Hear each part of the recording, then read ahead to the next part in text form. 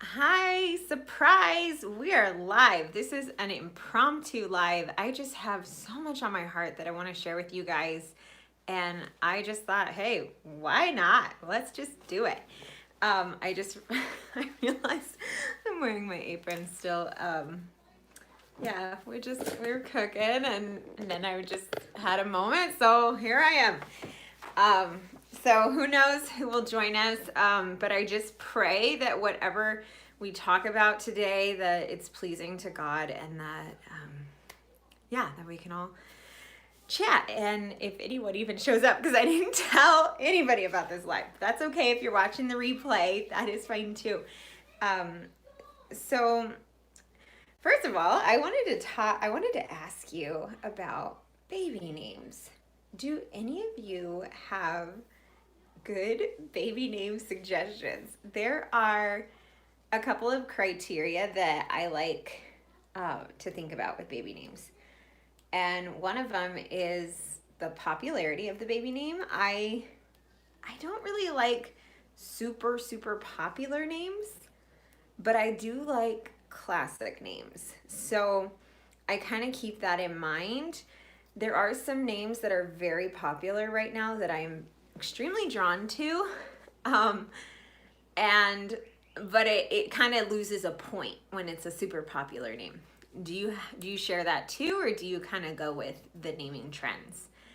It's so interesting if you look at the names of, say, people in my age group. I'm looking up the names, like my husband's name is Scott. So I looked up Scott, and that's very unpopular right now. And my name, Lauren, is not popular at all right now.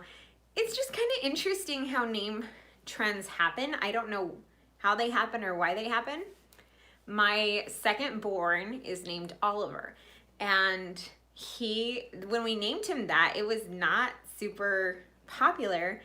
But right now, Oliver is, I think, the number 5 or 6 most popular name. I forget which one, but it's in the top 10, which I think is crazy because we thought we were being all unique, and I guess so did all the other parents.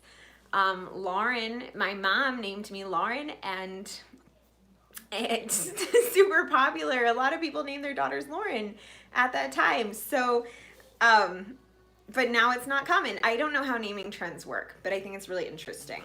So, I just wanted to ask you guys, do you have any good name suggestions? Please leave them in the live chat or the comments below. And yeah, so if you arrive on the live by chance, like I said, I didn't announce this, but if you're here, please announce yourself. And yeah, it's so much fun when we can talk that way. Okay, so the one thing is popularity. That's one thing I care about in a baby name. Another thing is the meaning of the baby name. The baby name, it's not always a baby, but you know what I mean. The meaning of a name is important to me. It's not vital, but there's one name I think is gorgeous, but the meaning I found out was really morose and sad, and just like, I probably don't want to do that one. So that's another thing that can kind of like sway a decision one way or the other, is the meaning. And then the final thing is whether or not they have a patron saint attached to the name. Now, I don't require that all the names, first, middle, are saint names, but I really would like to have a saint attached to at least one of their names so the kids can have a patron saint. And that was introduced to me by my husband, but it's kind of fun to do it that way. So those are, yeah, we're getting closer to a baby name. We're down to like our top 5 names, but it's what combination, we're just like playing with it. And I've asked all my sisters to give me feedback about the combinations. We're getting there, but we still don't have a name for her.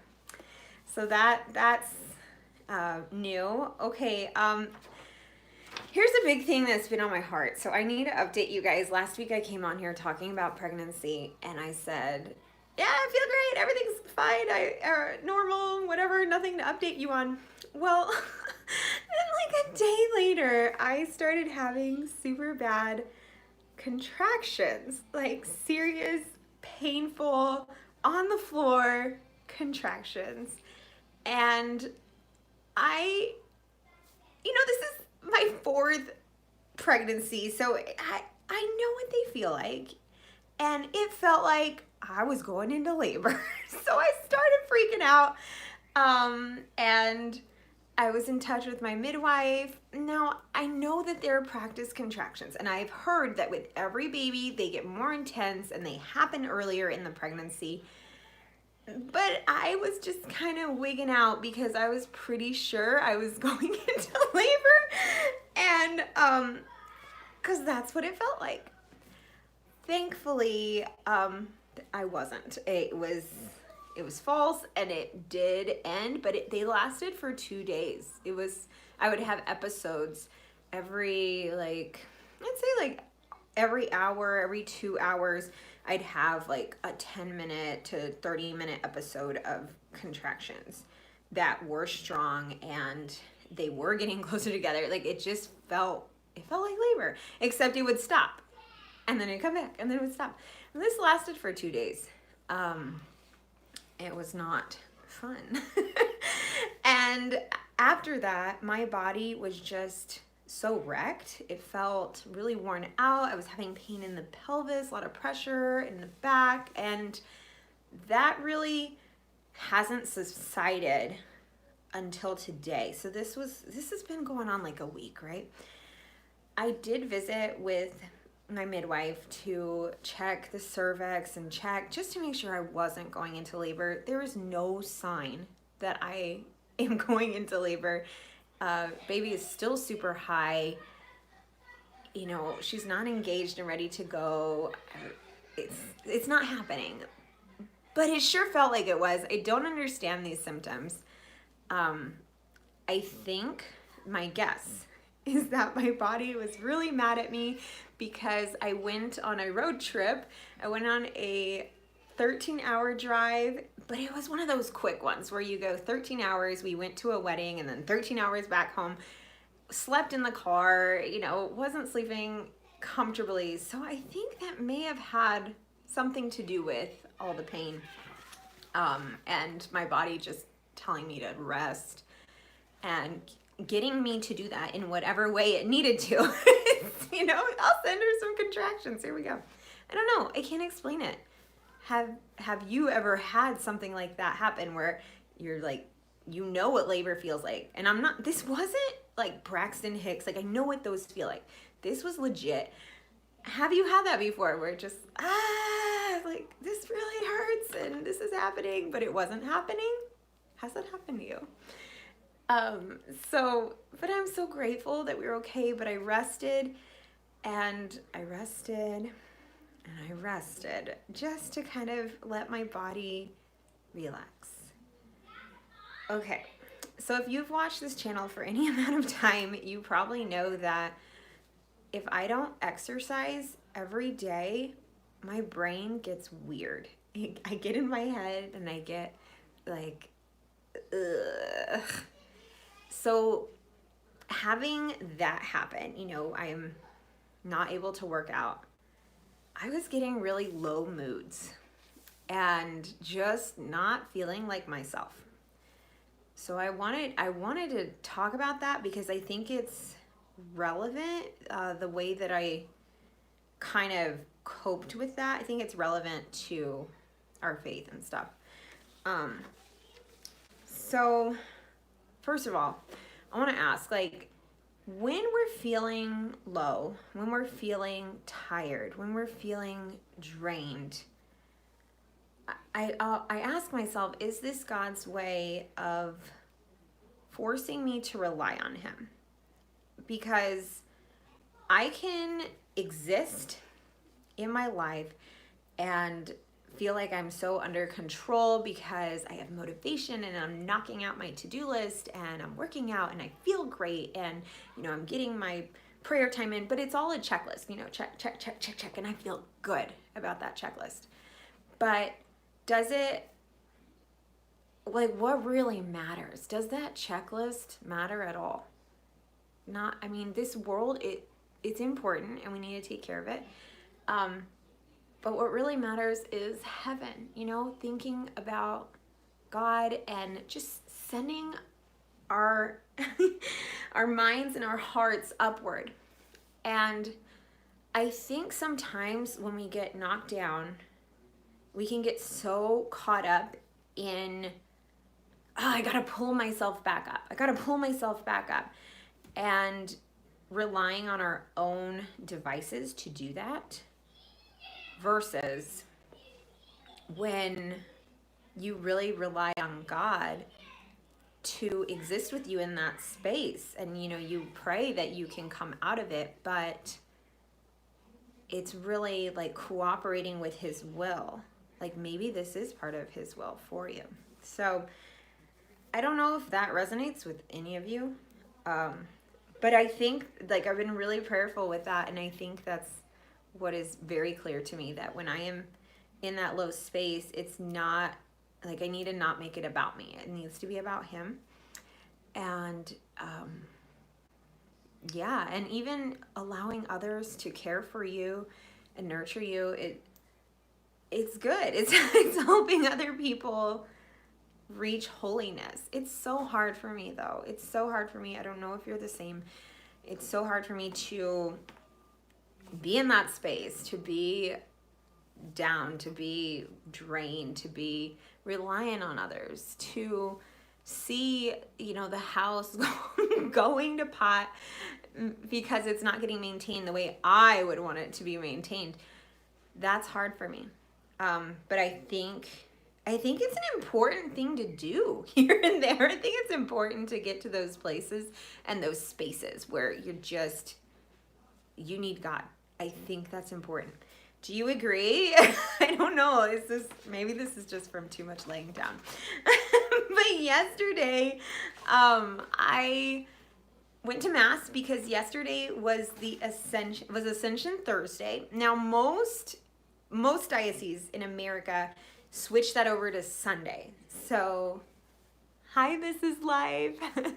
Most dioceses will switch that to Sundays, so the Holy Day of Obligation is moved to Sunday. But in our diocese, it stays on Thursday. So yesterday was a Holy Day of Obligation for us.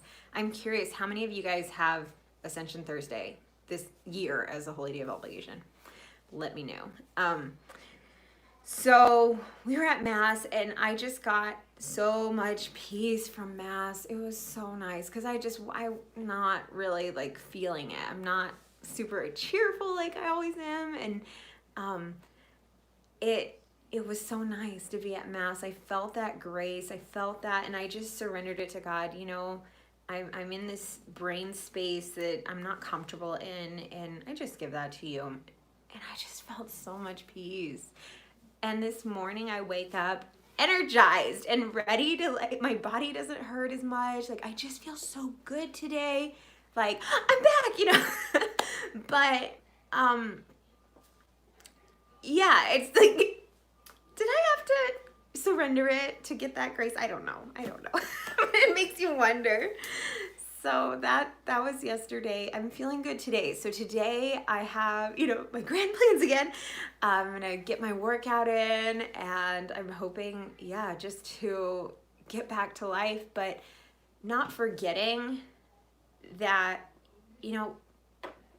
there are struggles around the corner. It's not like I'm existing in this space and it's like, all right, check, got it.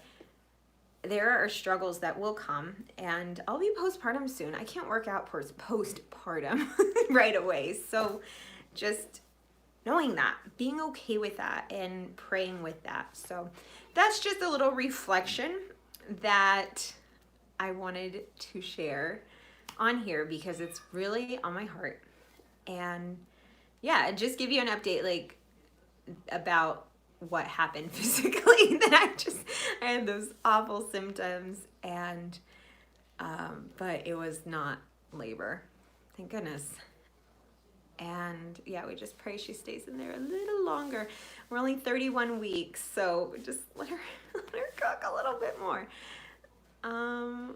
What else? Do you have any questions for me? Please leave them in the comments. I'm trying to think of if there's anything else I needed to share. I'm excited about summer. coming. Being pregnant in the summer is terrible because we live in Texas and it's really hot. But at least I won't be pregnant late August because that's when it gets really bad. So hopefully she'll be here soon. Hi, Richard. What else? I think I talked to you guys about our plans for a natural birth at the birth center. So that was another thing going through my head. Hello, is it Jane? Hi, Jane. So I plan a birth center birth, and that was another thing going through my head when I thought maybe I was in labor. Oh, awesome.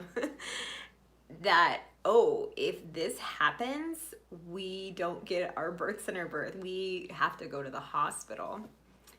And plans change. Like, that is one thing I have learned with childbirth and just kids in general. Plans change, and being flexible with that is so important. My friend, her channel is My Little Domestic Church, Rhiannon. Some of you may follow her. She just had a baby, and she usually goes natural, but this last baby, she had to be born by C-section, and I was just so inspired by her because I've never had a C-section. All of mine have been natural births, but just that adaptability, she seemed to have a lot of peace about that, and I just think that's so cool. I think it's so cool to be able to be open to whatever way the baby needs to come. So, hello, Claire. So that's, what else?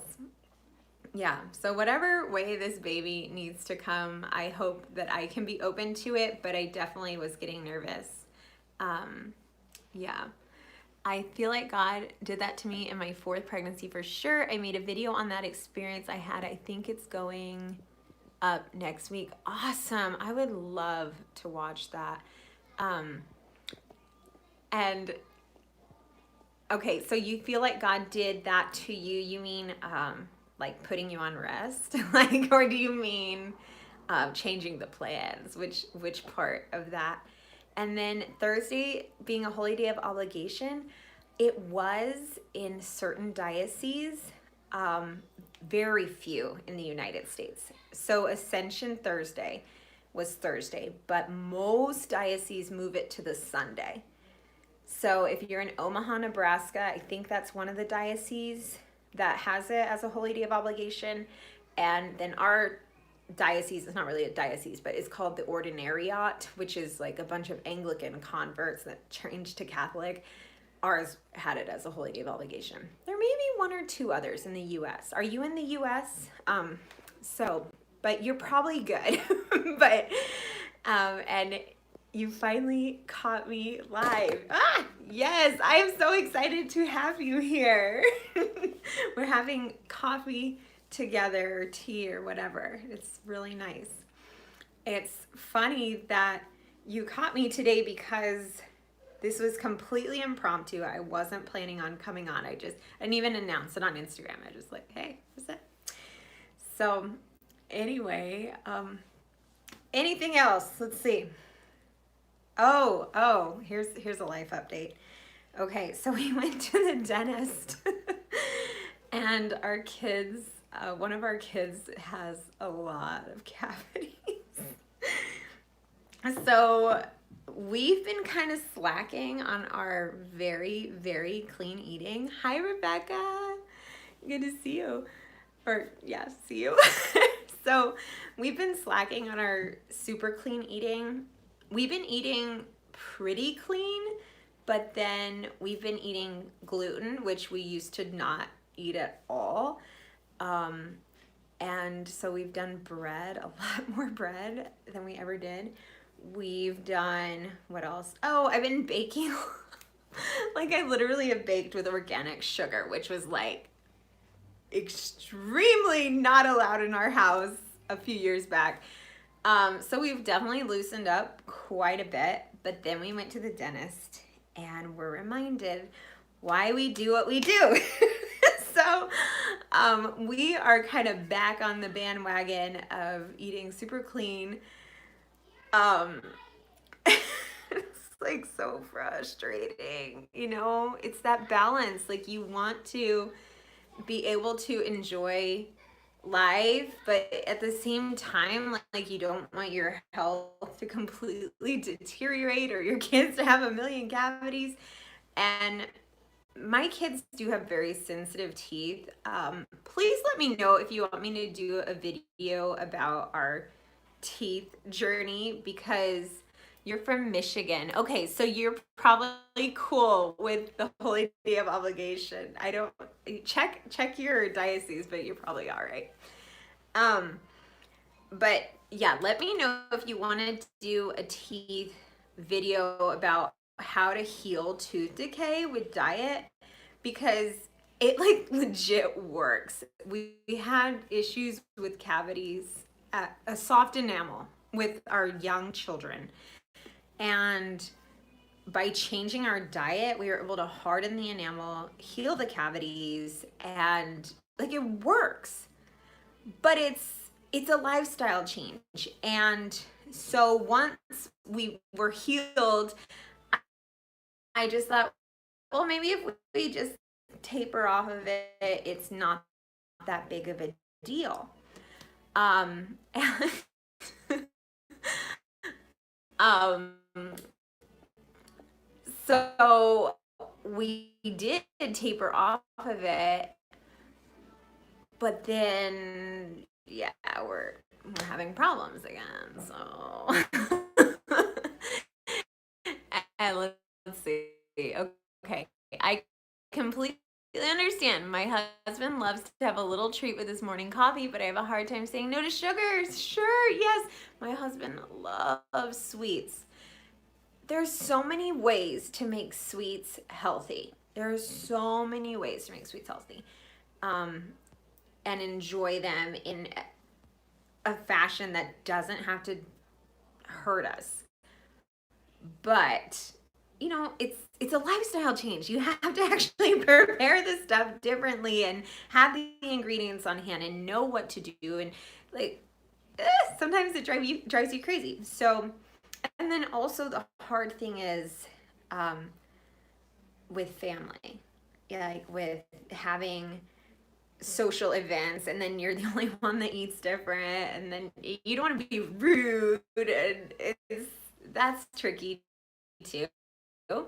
So we kind of adopted a policy in this last year, like we eat as well as we can at home and then anything goes out and about, but I don't think that's working for us based on the cavity. So I don't know, but yeah, I'll do a tooth video, especially as we're getting back into this and buying these foods and sourcing these ingredients. I'll share about that on this channel. Let's see, I missed a comment or two.